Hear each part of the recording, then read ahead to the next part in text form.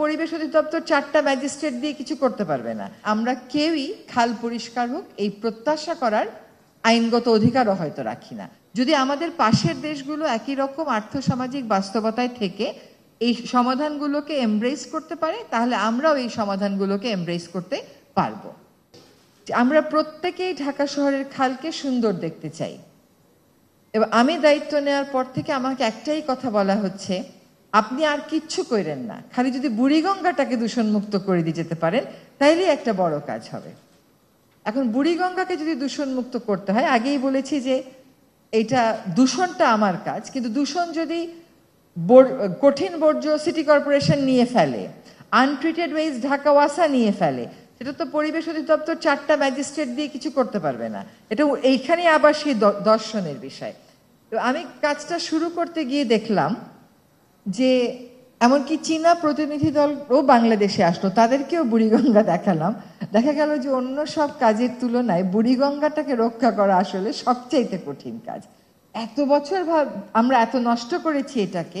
ধরেন বুড়িগঙ্গার তলদেশ থেকে আপনি পলিথিনগুলো তুলবেন, এইগুলো রাখবেন কোথায়? এটার এই তো উত্তর কারো কাছে নাই। আমরা সবাই নদীগুলোকে দেখতে চাই খুব সুন্দর, এবং আজকে একটা প্রেজেন্টেশনে জাপান থেকে দেখানো হলো যে একসময় জাপানের নদীগুলোও এরকম ছিল, তারপরে তারা এগুলোকে ক্লিন করেছে। কাজে বুড়িগঙ্গা যতই কঠিন হোক এটাকে পরিষ্কার করা সম্ভব। কিন্তু সম্ভব হতে হলে বুড়িগঙ্গাতে যেই খালগুলো দিয়ে বর্জ্য যায় সেই খালগুলোকে পরিষ্কার করতে হবে।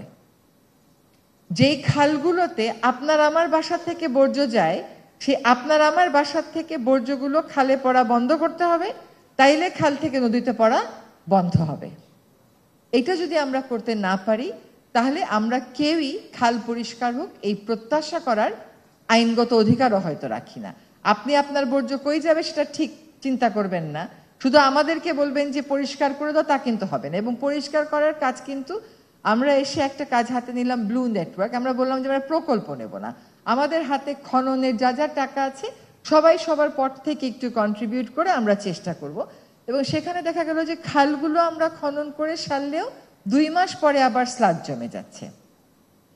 ঢাকা শহরে যারা উচ্চবিত্ত আছেন, উচ্চ মধ্যবিত্ত আছেন, আজকে যে সমস্যার সমাধানটা দেখানো হলো, সেই সমাধানটা আপনাদের জন্য এনশিওর করা কোনো কষ্টের ব্যাপার বলে আমি একেবারেই মনে করছি না। ঢাকা শহরের আশেপাশে যে সমস্ত ইন্ডাস্ট্রিগুলো আছে, হসপিটালগুলো আছে, কমার্শিয়াল এস্টাবলিশমেন্টগুলো আছে, তাদের জন্য এটা আদৌ কোনো কঠিন কাজ বলে আমি একেবারেই মনে করছি না। এটা কেবল আমাদের মনোজগতেই ছিল না, আমরা খুব টাকা খরচ করে লাক্সারিয়াস খুব সুন্দর বাথরুম বানাবো, কিন্তু বাথরুমের বর্জ্যটা কই যাবে এইটা চিন্তা করব না। এটা জাতিগতভাবেই আমরা একসাথে চিন্তা করিনি, আজকে জাতিগতভাবেই আমাদেরকে এটা একসাথে চিন্তা করতে হবে। জাপান কি করলো? এই কাজটা শুরু করে দিল। সে আমার নদী অপরিষ্কার, এখন দেখেন শ্যামপুর আজকে কত বছর যাবৎ দূষণ করে যাচ্ছে। শ্যামপুরে যদি আপনি যান, দেখবেন এখানে প্রায় 50টা 43টা মতন ইন্ডাস্ট্রি আছে, ডাইং করে। এটা ওদের অধিকার হয়ে গেছে যে কিছু শ্রমিককে ওরা নিয়োগ দিয়েছে বলে ওরা ডাইং এর আনট্রিটেড ওয়েস্ট বুড়িগঙ্গায় ফেলবে, এবং এটা সরকারের দায়িত্ব ওই আনট্রিটেড ওয়েস্ট পরিষ্কার করা। এটা তো হইতে পারে না। আপনি বুঝলাম আপনাকে যখন পরিবেশ আইন হলো তার আগে আপনি এসছেন, তারপরে তো আপনি এত বছর সময় পেয়েছেন, আপনি কেন কমপ্লাই করবেন না?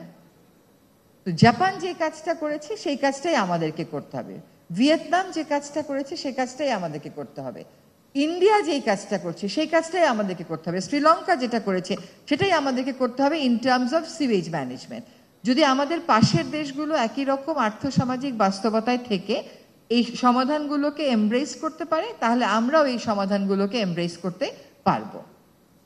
আমাদের এখন আমাদের চিন্তা করতে হবে যে এই জিনিসটা আমরা কেমন করে আইনগতভাবে বাধ্যতামূলক করতে পারি, এবং সেখানে রিহাবের মতন এন্টিটিকে কিন্তু এগিয়ে আসতে হবে। যতক্ষণ পর্যন্ত আপনারা এই নির্মাণ কাজে এই জিনিসটা এনশিওর না করেন, ততক্ষণ পর্যন্ত আর খাল দূষণমুক্ত করেন এই দাবি তোলাটা ঠিক না। আমাদের যেরকম সেন্ট্রাল এসটিপি থাকতে হবে, আমাদের সেরকম রিজিয়নাল এসটিপি থাকতে হবে, আমাদের সেরকম উৎস থেকে এই বর্জ্যটাকে পরিশোধিত হয়ে যেন আসে সেটাকে নিশ্চিত করতে হবে। এটা যদি কাজটা আমরা আজকে শুরু করি, জাপানে how long did it take for the river to be cleaned in Japan? The river to be cleaned in Japan, how long did it take? 30 years. তো এখন আমাদের তো লাহুকুম ফায়াকুন, আজকে বললাম আজকেই করে দেন, এটা তো হবে না। আমাদের এই প্রকল্পটা পর্যায়টা প্রসেসটা শুরু করতে হবে। আমরা এখন লিগ্যাল কভারেজ দিব, আমরা ফেজে ফেজে, এটা আমার চিন্তার বিষয় না, রাজুক এবং ওয়াসা চিন্তা করবে যে ফেজে ফেজে এটাকে তারা ইমপ্লিমেন্ট করবে।